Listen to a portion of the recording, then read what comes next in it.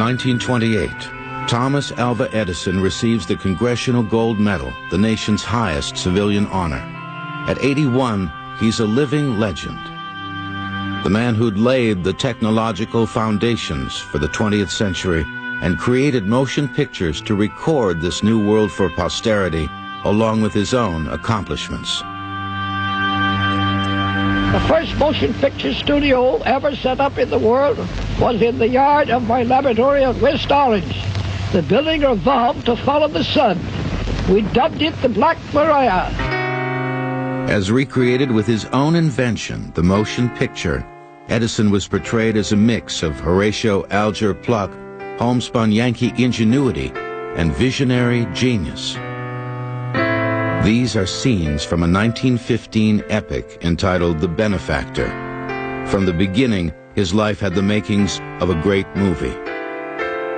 In a sense, Edison devised his own legend of this sort of rough-hewn inventor who didn't pay much attention to science. In fact, Edison paid a lot of attention to science. What he didn't pay attention to was the kind of higher-level pure science that didn't have immediate practical application. 30 years old, Edison applied his practical genius and produced the talking machine. Topping himself 2 years later, he lit up the world with the electric light.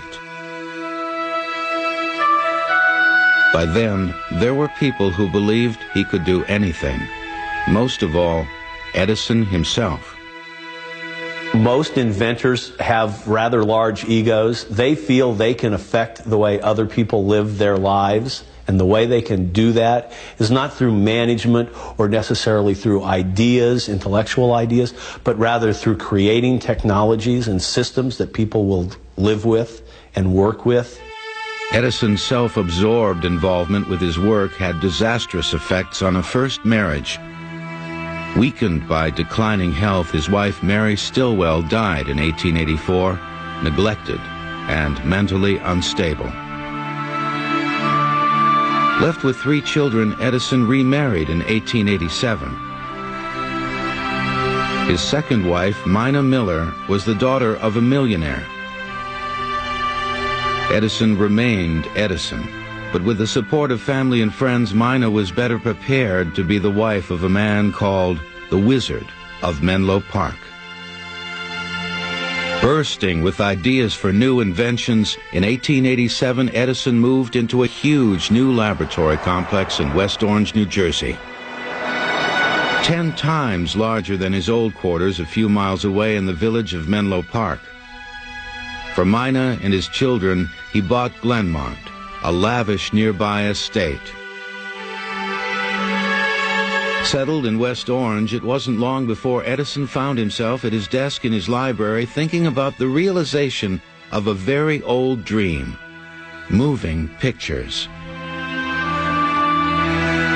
This book, written in 1646 by Athanasius Kircher, a Jesuit priest, records the early history of projected images. It began with the magic lantern, forerunner of today's slide projector. The magic lantern was a device that used light from a lamp to project images painted on glass plates. The effect on viewers was truly magical, and these were only static drawings.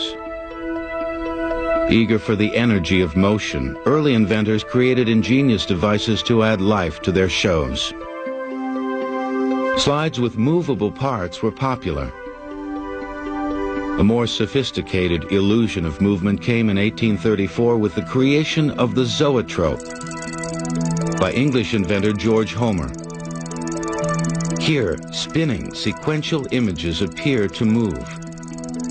It was an example of a physiological phenomenon described in 1884 by Peter Mark Roget of thesaurus fame. It's called persistence of vision. With cinema, when you project an image on the screen, which creates the illusion of motion, what you're projecting on the screen is really a series of still photographs. And what happens is that the eye synthesizes these slightly different photographs in such a way that it creates the illusion of motion. A popular early toy illustrates this synthesis or blending by the brain. When a card with a picture of a bird on one side and a picture of a bird cage on the other is twirled rapidly, the brain combines the two pictures, creating the illusion that the bird is in the cage. The zoetrope and many devices like it became popular in 19th century parlor amusements. But in 1829, a vital step in the evolution of the motion picture took place. Louis Daguerre perfected a truly magical technology, photography.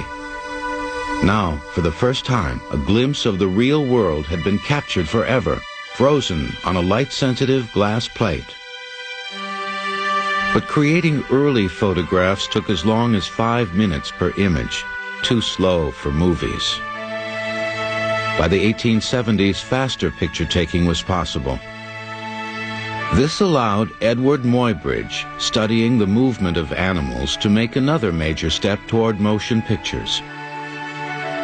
California railroad magnate Leland Stanford hired Muybridge to prove a bet. Did all 4 hooves of a running horse ever leave the ground at the same time? Working at Stanford's Palo Alto farm, Muybridge lined up a series of cameras along a short track. Threads stretched across the track were attached to each of the camera's shutters. When a horse raced by, it broke the threads, which in turn released the camera shutters one after another. The result was a series of sequential photographs.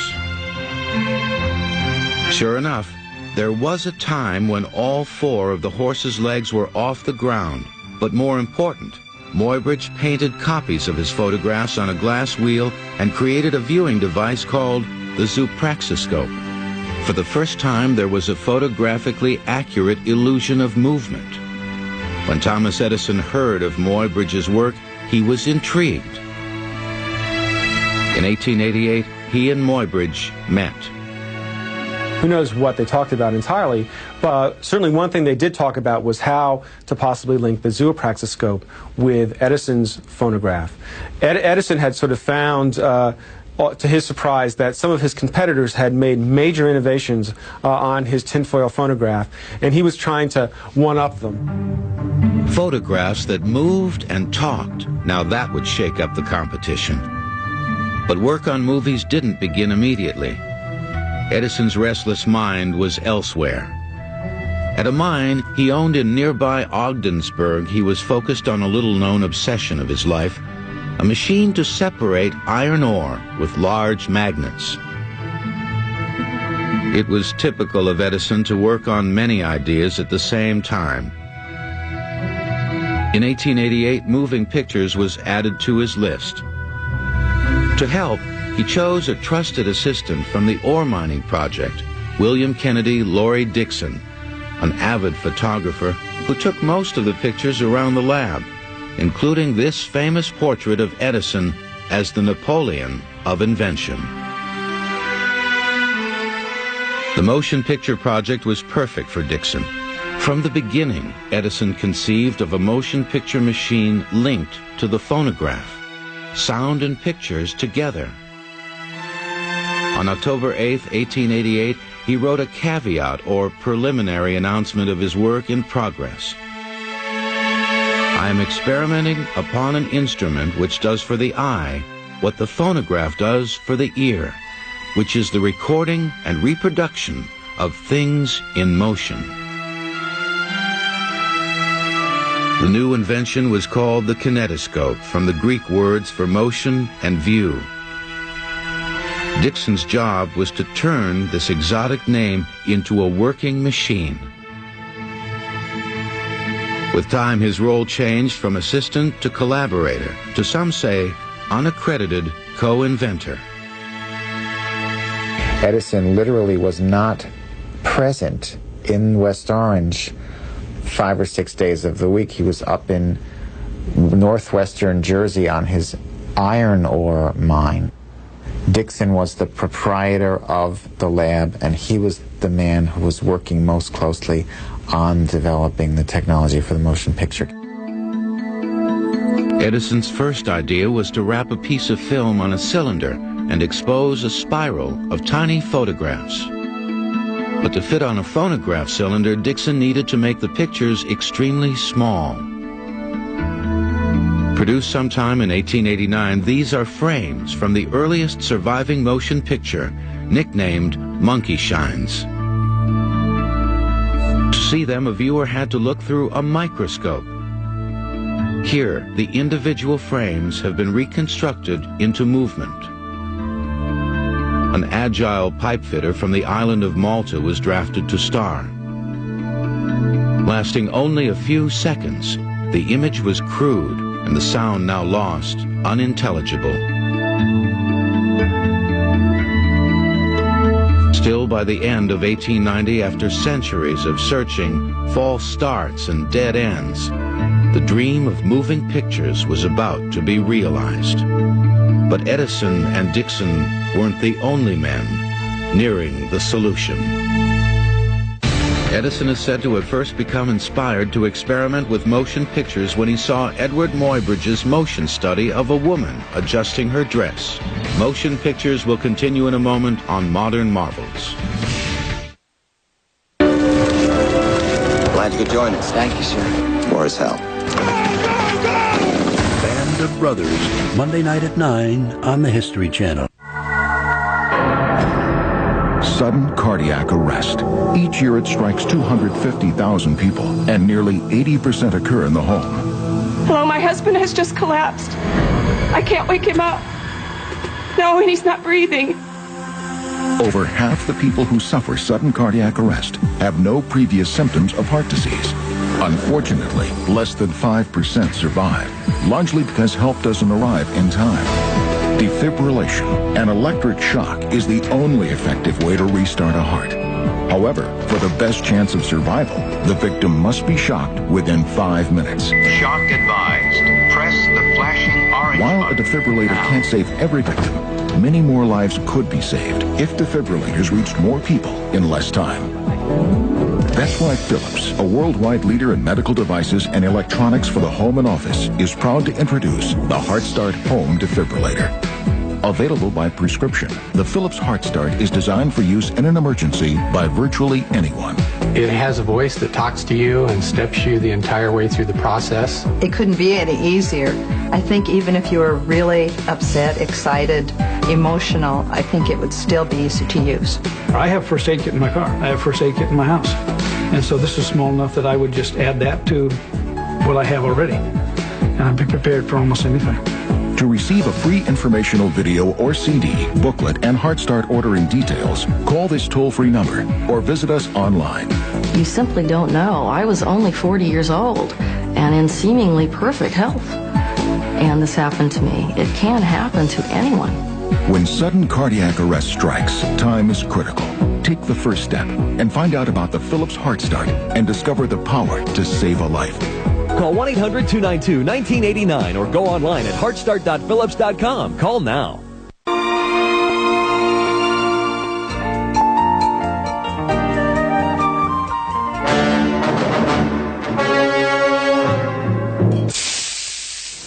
We don't doubt the billions. It's the served part we have trouble with. We had the real milk milkshakes. We had the hot fudge. Looking back, it was so obvious. Steak and Shake. Add hot fudge to any milkshake for 39 cents. Hooked on movies? Get hooked on Charter Digital. Watch hundreds of movies and great premium channels. Get true digital quality picture and sound at the lowest all-digital movies price in America. Upgrade to Charter Digital and get one free pay-per-view movie a month for life. Plus, ask us how you can download and watch movies on your computer with Charter High Speed. Go where satellite can't. Call 1-888-GET-CHARTER and get hooked. Tonight on Modern Marvels Wednesday, when you gotta pull it, push it, lift it, or drag it, you need a marvel that's worked for thousands of years. From oxen to airplanes, you'll always find them at the forefront of towing on Modern Marvels.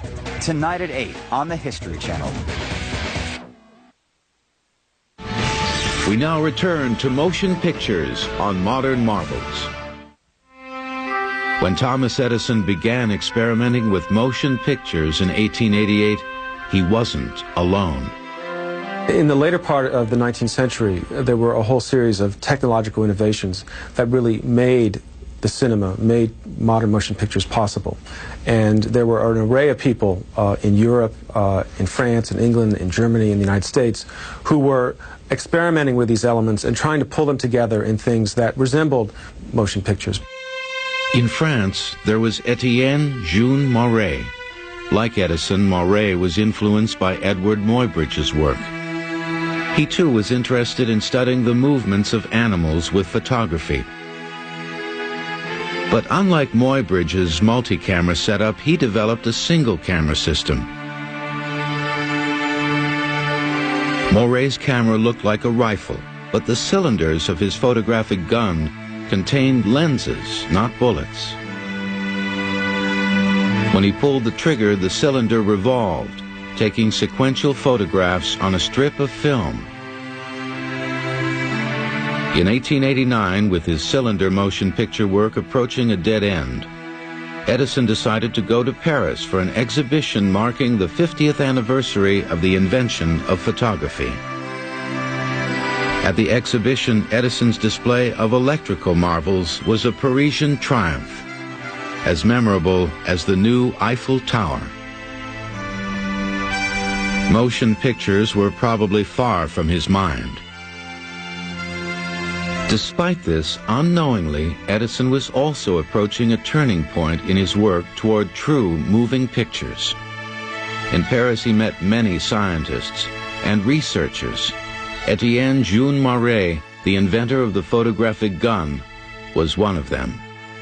It's very important to remember this in terms of understanding Edison's successful inventive process. He did not get these ideas simply out of some corner recess in his brain. He read widely, he attempted to find out what everybody else was doing in order to incorporate these ideas and give them a new twist.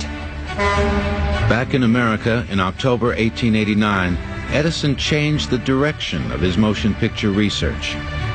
He abandoned the cylinder concept.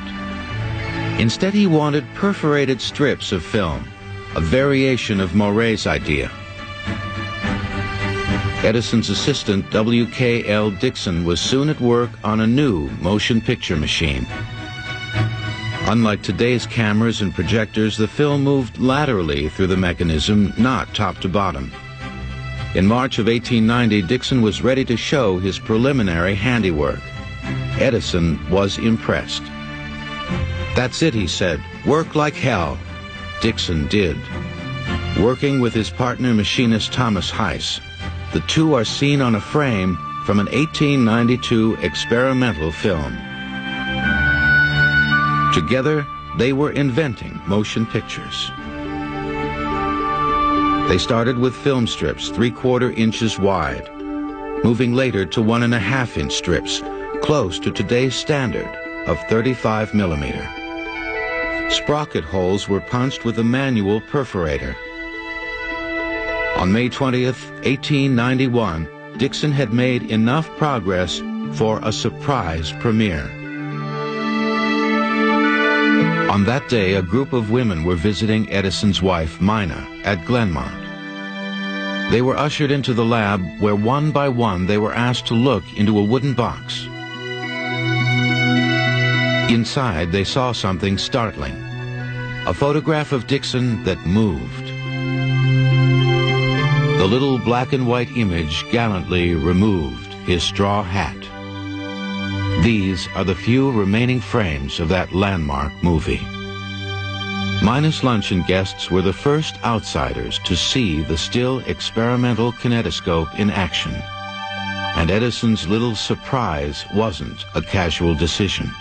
Edison was aware that he was working against a whole group of would-be competitors. And so I think as soon as an experiment was perfected or even able to be shown, he would find an opportunity or an excuse to show it to a public, because that became key evidence in patent battles. But he would always maintain that it had been around for a long time, so that if someone, came up with an earlier date, he could fudge it a little bit. And he, in fact, was the master of fudging dates. Despite its private debut for Mina's friends, the kinetoscope still needed work. The images were blurry and the action jerky. But instead of rushing to improve his invention, Edison turned again to other work. It seemed like he was always juggling too many projects. This notebook contains strips of experimental film, side by side with notes for Edison's ore mining project. It wasn't until a year later, July 1891, that he applied for the kinetoscope's first basic patent. Only 2 years later, in 1893, Edison's fortunes were down. He was in need of another money-making marvel. He decided to announce the kinetoscope at the Columbia Exposition in Chicago, but the machine was far from finished.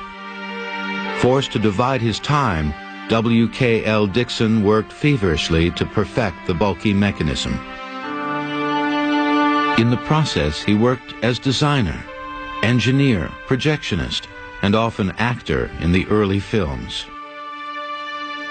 Here, he plays the violin into a phonograph recording horn. The sound has been lost. A means to synchronize sound in pictures remained elusive. The pressure on Dixon kept building until he snapped. Dixon ended up with a nervous breakdown. He was pursuing too many of Edison's ideas simultaneously. The work schedule was insane. He collapsed and had to go down to Florida for a number of months. The deadline for the Columbia Exposition came and went. It was a major opportunity lost. But Edison still seemed unsure about the value of his moving image machine. In 1893, he wrote to Edward Muybridge, "I have constructed a little instrument I call the kinetograph, but I'm very doubtful if there's any commercial feature in it." Edison had missed his opportunity to show he was first with the motion picture machine, but there were others close behind. Dixon's breakthrough in creating motion pictures came in the use of a flexible film called celluloid, perfected by bank teller and amateur photographer George Eastman. Motion pictures will continue in a moment on Modern Marvels. Tonight on Modern Marvels Wednesday. In the early days, when roads were bad, it's clear we needed them. During World War II, there's no doubt we needed them. But today, whether we need them or not, we certainly seem to like them. 4x4s on Modern Marvels. Tonight at 9 on the History Channel. In these times of too much credit card debt, are you getting caught trying to balance your credit card problems as you try to balance your life? The consequences are serious, but there is hope. There is 800creditcarddebt.com, an approved debt management company established to get you back on solid ground. If you have between $2,500 and $40,000 in credit card debt, then 800 Credit Card Debt can help eliminate credit card penalties, reduce interest rates, and make your monthly payments smaller. They negotiated my payments down substantially from $300 a month to $135. My interest rates on all four cards were between 22 to 29%. They lowered my interest rates to 4 to 11%. It went down from $20,000 to $18,000 to $16,000 to $15,000. At a much faster rate than I could have done myself. Call 1-800-453-3417 for your free and confidential credit card debt analysis. Call 1-800-453-3417. Attention home oxygen patients. Stay tuned for news which could change your life. Invacare introduces the Home Fill Oxygen System, a revolution in home oxygen therapy that puts you in control of your oxygen supply. Designed to work simply and safely, each Invacare Home Fill Oxygen tank lasts up to 5 hours and weighs less than 5 pounds, so you can get out and enjoy life. It used to be that I was stuck at home a lot, but not anymore. And now I can go to our granddaughter's birthday party and the big sale at the mall. I've got my freedom back. Just snap in a tank, push a button, and you're ready to go. And it's allowed me to manage my time and do what I want to do when I want to do it. Before, the other tanks didn't last as long, so I was sort of on a short tether. You know, I could go, but I couldn't go very far. And these allow me quite a bit more time. With the Invacare home fill system, you'll have a continuous supply of oxygen, which means you reclaim your independence and eliminate the worry over waiting for your next oxygen delivery. I don't have to depend on the delivery. I can deliver it myself just by plugging it onto the machine. It doesn't make noises, it doesn't bother people, and I can do what I want. Can the Invacare home fill oxygen system make a difference in your life? Call now to receive a free information kit about the Invacare home fill oxygen system. The call is free, and so is this valuable information. You may qualify for Medicare reimbursement or other insurance. We handle the details and take care of all the paperwork. With the Invacare home fill system, I got my freedom back. Hi, I'm Arnold Palmer. With Invacare, you don't have to worry about getting out. You just go. Invacare says, yes, you can. To receive a free information kit on Invacare's home fill oxygen system, call Home Oxygen to You toll-free at 1-800-230-9018. That's 1-800-230-9018. Call now. Where do you get your pet's flea, tick, and heartworm medications? I have to get to the vet's office.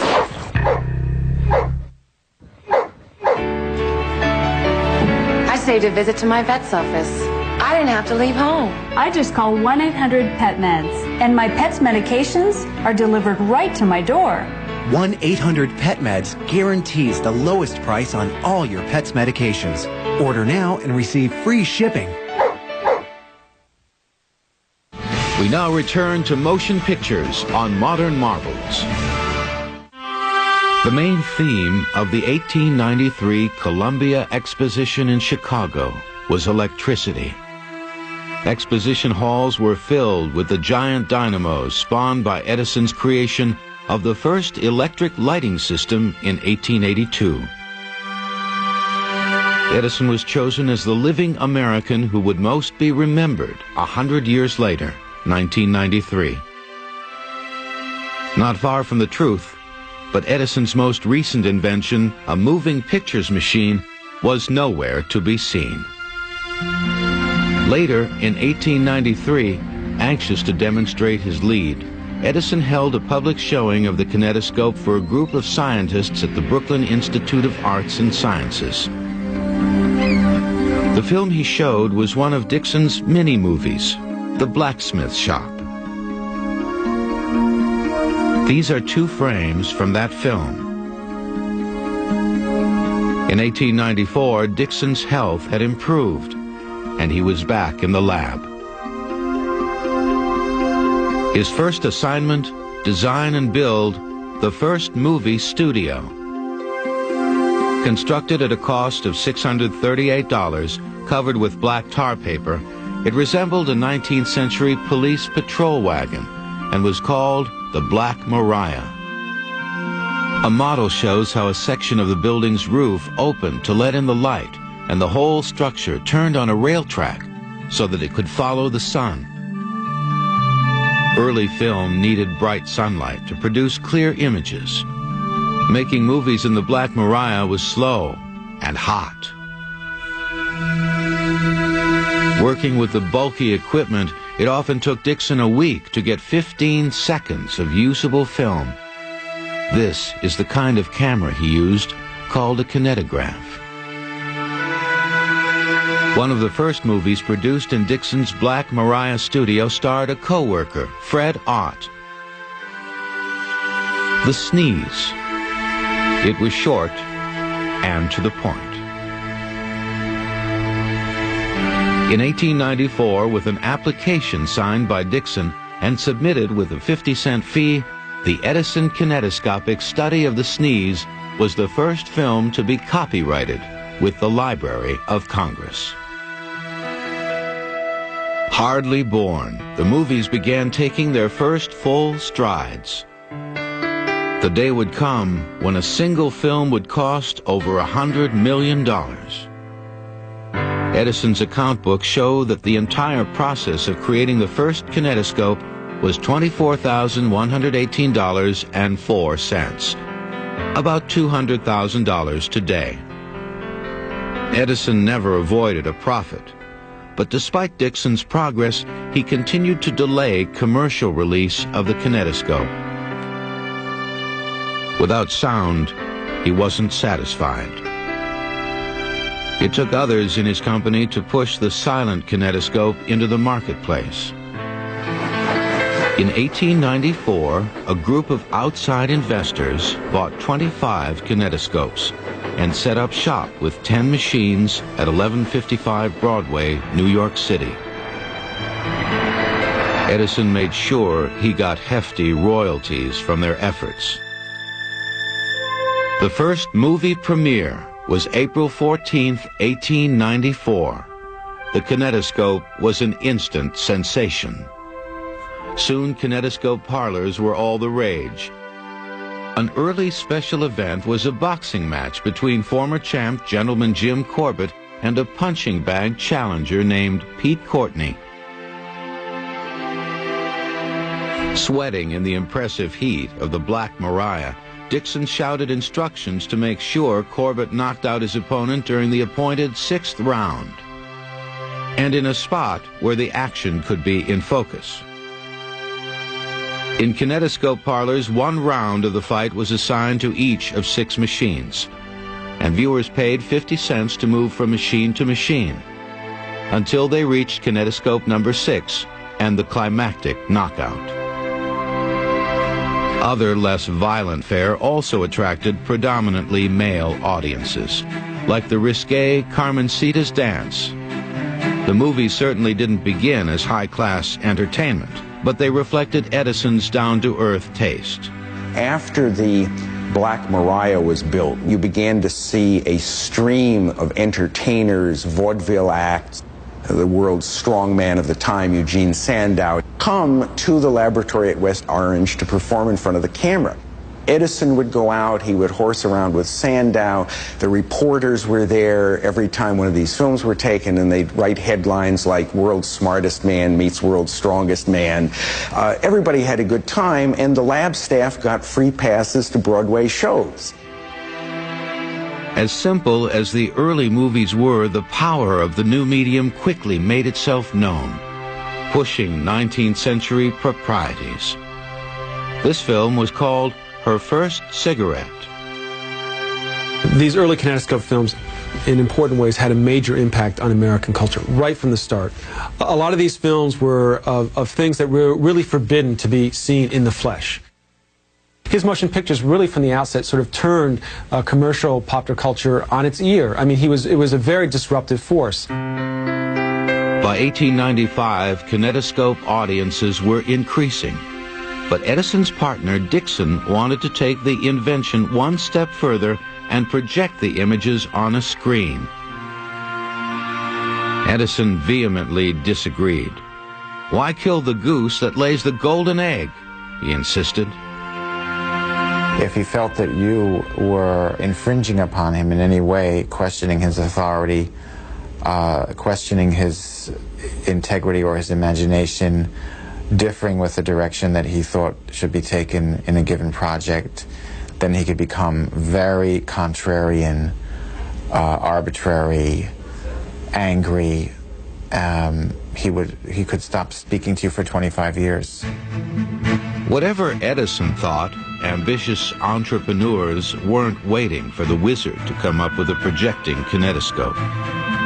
Frustrated with lab managers and eager to innovate, W.K.L. Dixon started working on a projection system of his own, in secret, with someone else.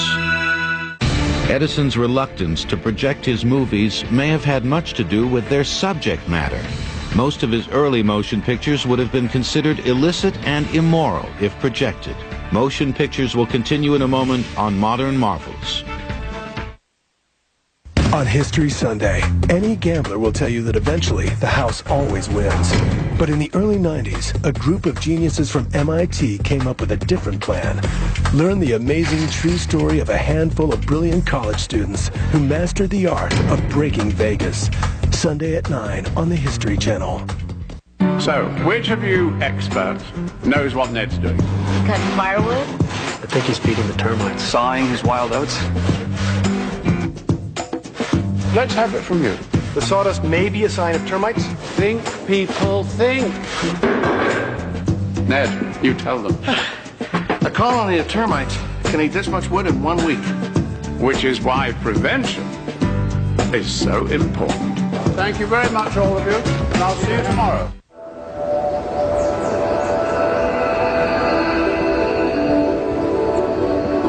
Millions of people have high cholesterol over 240. They diet and exercise like their doctor said and think they're going to be okay. Some will, some won't.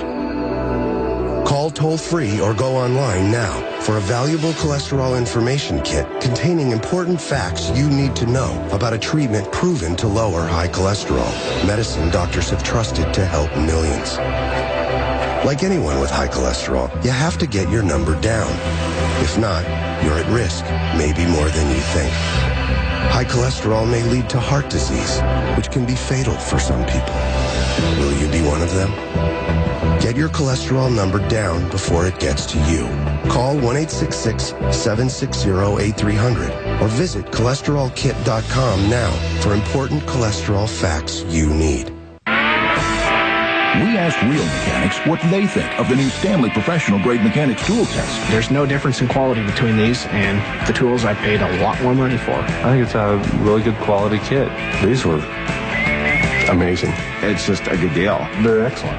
Now, for the first time ever, you don't have to be a professional mechanic to bring home true professional grade tools. Look closely and compare Stanley Pro Grade quality with the leading brand. Stanley tools are double nickel chrome plated, hot forged and hand turned, and a longer shank for more torque and better accessibility. Even Stanley's patented Easy Latch case comes fully assembled with tools that are ready to get to work. The other brand? Don't even go there.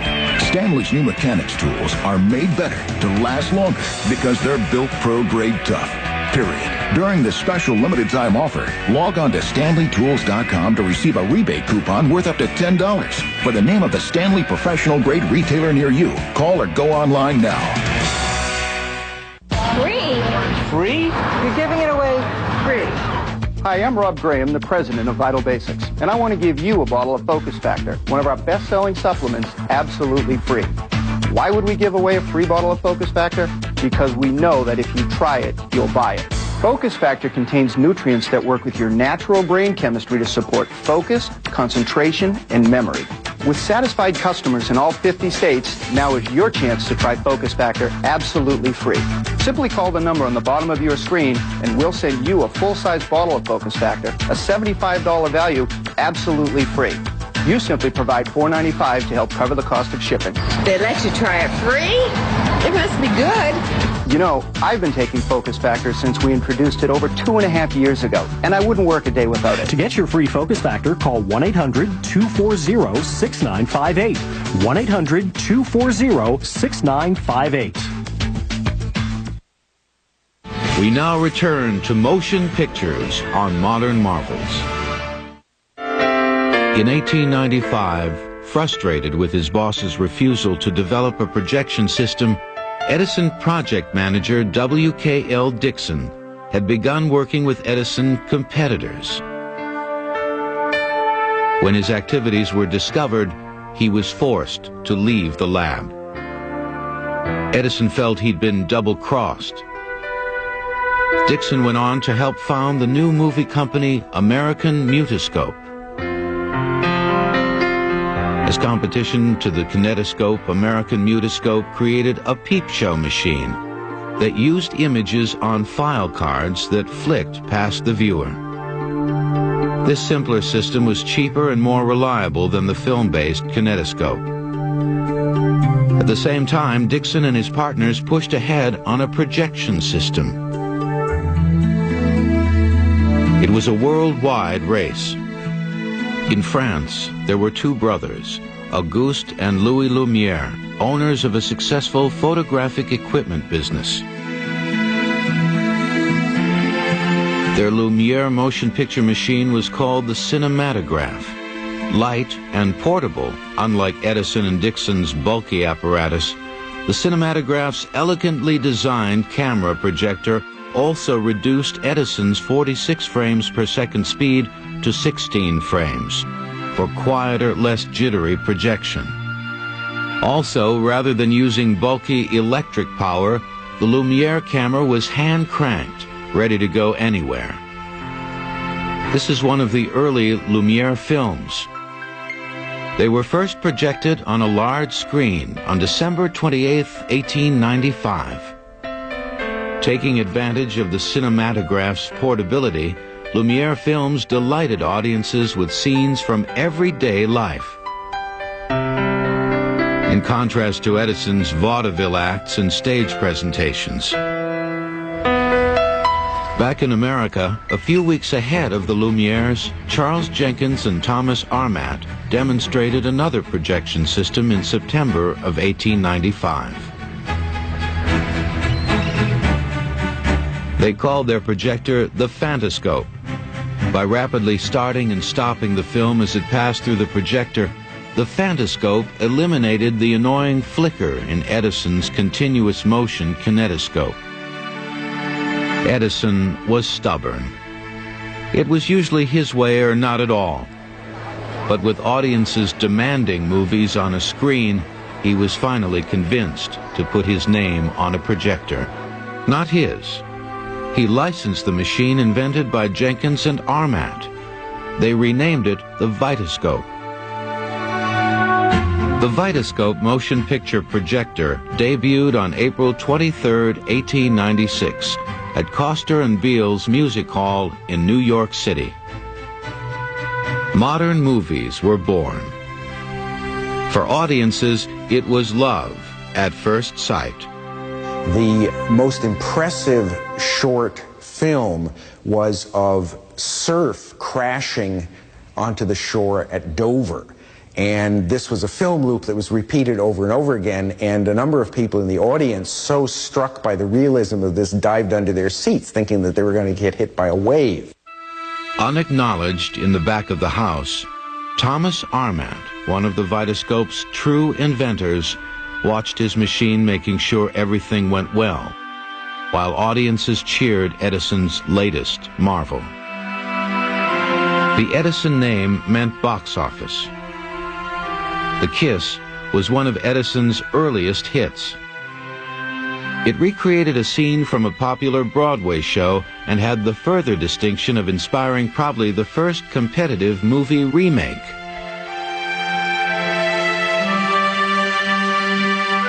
In April 1896, after 6 years, Edison's patent on the fundamental motion picture system was approved. But even that didn't stop the competitive warfare.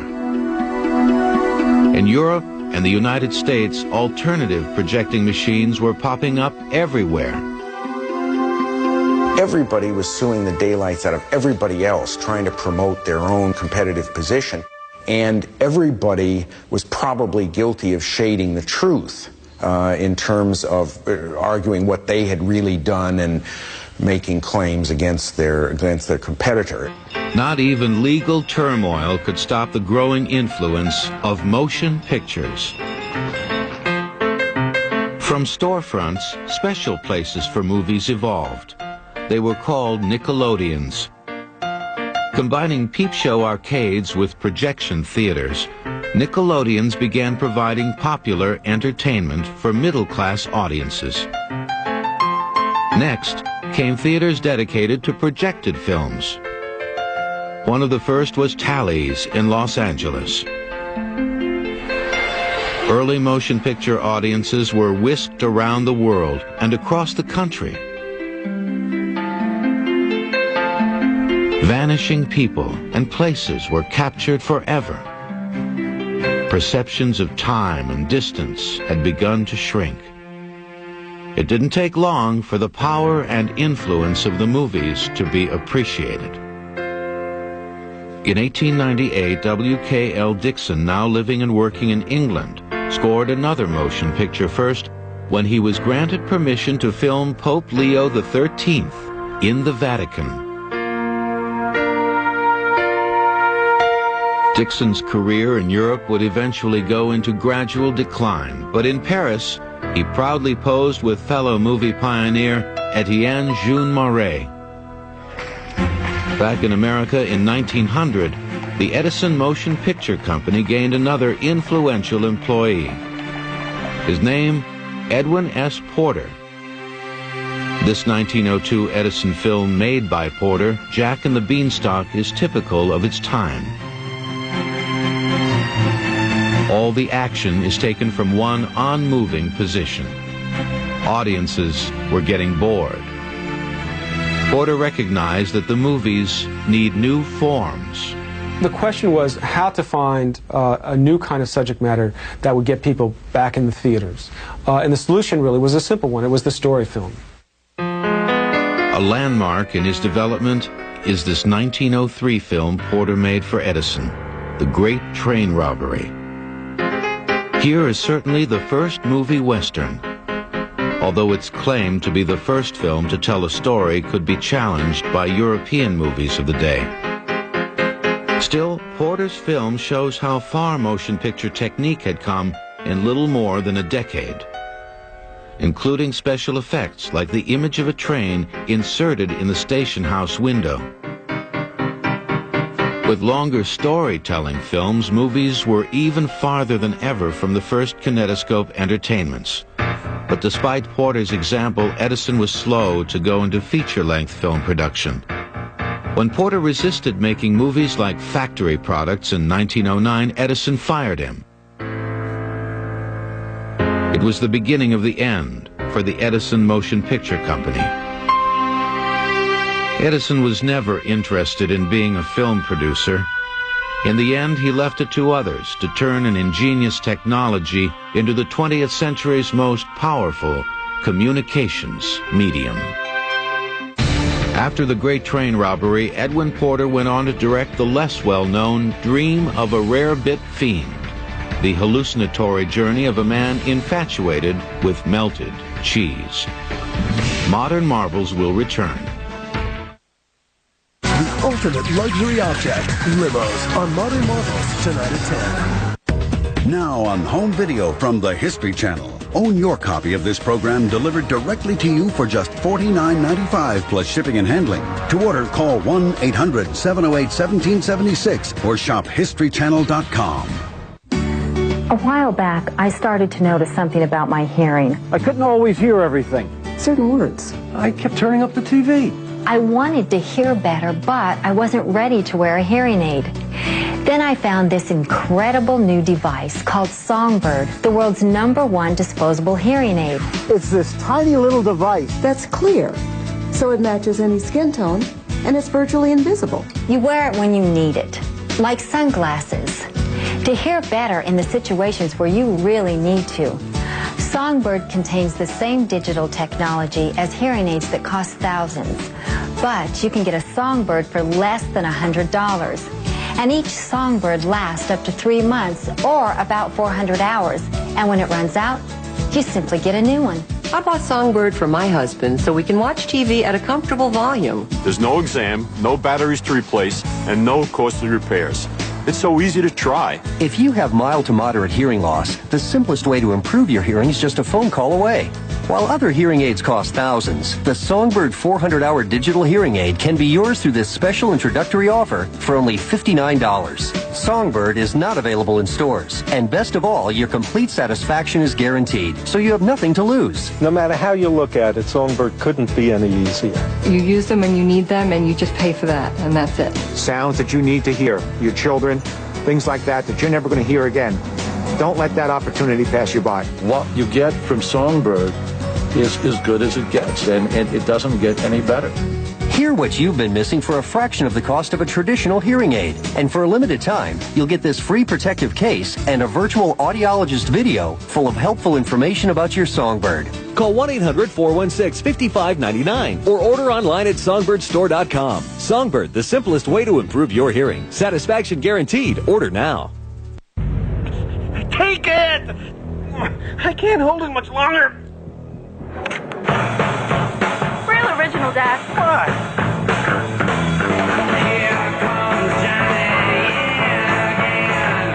Somewhere between rock climbing in France and hiking through Tuscany, it hits you. This is way more than a cruise. See for yourself at cruisesonly.com. Get out there. Call the cruise experts at 1-800-CRUISES.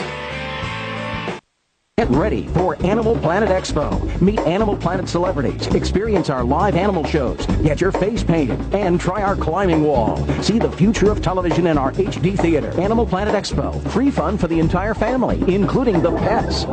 Animal Planet and Comcast are bringing Animal Planet Expo to Atlanta. Don't miss it at the Jim R. Miller Park at the Cobb County Fairgrounds in Marietta. Saturday, May 22nd and Sunday, May 23rd from 10 a.m. to 4 p.m. each day. We now return to motion pictures on Modern Marvels. From short vignettes by 1902, movies were exploring new forms. The film A Trip to the Moon represents an explosion of innovation. It's the work of French magician filmmaker Georges Méliès. Even before Edison employee Edwin S. Porter Méliès and other French filmmakers were beginning to tell stories in motion pictures. Inspired by the Lumiere brothers, Méliès was creating dramas that could only be presented on film. It was a new means of storytelling and the beginning of a new art form. For Edison, there were opponents overseas as well as at home. Edison was always trying to defend his position. After all, he started off as the only motion picture producer in the world. Pretty soon the French were coming in. Then he had a whole series of American competitors. He always felt he was on the verge of sort of being marginalized, being put out of business. And he was trying to defend himself and his commercial interests. And of course, one of his greatest strengths was his patents. In 1909, in the midst of continuing industry warfare for mutual survival, Edison and his biggest competitors decided to call a truce. They joined together in the Motion Pictures Patent Company, an attempt to wrest control of a movie business running wild with foreign companies and independent entrepreneurs. Hired enforcers raided non-patent company productions, sometimes shooting holes through bootleg cameras. Kodak's George Eastman joined Edison and refused to sell film stock to independents. Such actions led producers to move farther away from New York and New Jersey, where most movies were made. Eventually, many settled in a rural town near Los Angeles. The area had good climate, varied location possibilities, and also it was convenient to the Mexican border in case of trouble from Edison's patent men. The new film center was called Hollywood. Finally, after years of court fights, independent producers William Fox and Carl Laemmle, founder of Universal Studios, won. But by that time, Thomas Edison was no longer a movie producer. In 1911, before he left movies to others, Edison made one last attempt at an old dream: motion pictures with synchronized sound. Silent films were never really silent. Live offstage sound effects were often used, and music from a single piano to a full symphony orchestra was common. True synchronized sound, however, remained elusive. Spurred by recent improvements in his phonograph, Edison linked his sound machine with his movie equipment. The result was the kinetophone. The kinetophone was nothing more than a variable speed control on the phonograph that allowed the projectionist to adjust the sound to keep it in sync with the picture. Hopefully. In February 1912, 50 kinetophones were introduced into the theaters. The New York Times reported gasps of astonishment. But soon, sound and picture began to drift apart. After the audience's expectations had been built up, to have the sound seriously out of sync with the performance on the screen led to uproar, people hooting, ridicule, critical newspaper articles making fun of this. And certainly Edison wasn't pleased about ending up being an object of ridicule after all of the effort that he put into this technology. So ended the longest single experiment in the history of Edison's laboratory. On March 30th, 1918, the inventor sold his Bronx studio and all his motion picture interests. The end of his interest in the motion picture was more than the result of financial failure. It was also part of a pattern in his life. He lacked the capacity for sustained research in a single field.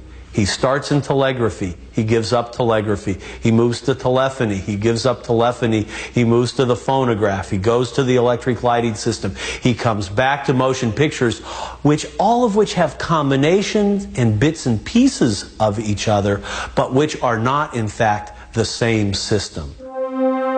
While Edison drifted away from the movie business, the silent film was maturing into the central art form of the 20th century. D.W. Griffith would soon create the controversial classic Birth of a Nation. An English music hall comedian, Charlie Chaplin, would become first and perhaps the greatest international movie star. All this hardly 30 years after W.K.L. Dixon's pioneering experiments in the Black Maria. But in the 1920s, no one knew Dixon's name. Thomas Edison was the inventor of the motion pictures, a living legend. He became the most widely known inventor of the age. In surveys of the top 10 figures in history, Edison often figured near the top, sometimes at the very top. Very unusual for an inventor, who were often seen as kind of odd folks. Yet here was Edison seeming to be both every man and this great genius at the same time. 1927 was a landmark year. It was Edison's 80th birthday, but it was also the year that produced The Jazz Singer, the first successful talking picture. Movie technology had passed him by. But the old wizard could still charm newsreel reporters, poking fun at his lifelong hearing problem. What do you think of the sound pictures of today? Well, what I think of the talking pictures? Yeah. Well, I don't know. I never heard one. Well, I have a little trouble now and then, but that's because I'm getting old. But I've got a lot of ginger yet. 4 months later, the wizard of Menlo Park was dead. The world mourned the man whose legend claimed the phonograph, the electric light, and the movies. Something so incredible. I mistrust my own. In 1935, 4 years later, suffering from hard times, another man died quietly in England, William Kennedy Laurie Dixon. To the end, Edison considered Dixon a double-crosser. Edison, and certainly the Edison legend, left no room for co-inventors. In fact, it was a true collaborative effort. Both of their roles were essential to achieve success. Despite Dixon's key role, other Edison scholars argue that Edison might have found another Dixon. But Dixon could never have found another Thomas Edison. This is Edison's death mask, never before seen on television. His expression serenely confident to the end, dogged and determined, ruthless when he needed to be. Thomas Edison may not have thought of all the ideas of his invention, but he was the man who got them made. Tonight on Modern Marvels Wednesday, when you gotta pull it, push it, lift it, or drag it, you need a marvel that's worked for thousands of years. From oxen to airplanes, you'll always find them at the forefront of towing on Modern Marvels. Tonight at 8 on the History Channel.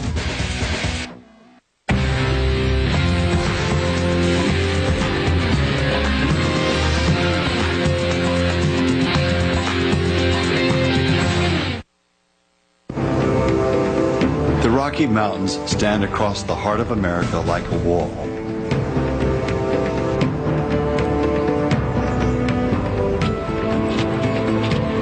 They are a massive, jagged spine of earth and snow-capped rock that rises in some places over 14,000 feet. The mountain's stern, tree-covered slopes divide the continent. Water that falls on the eastern slope of these mountains eventually ends up in the Atlantic Ocean.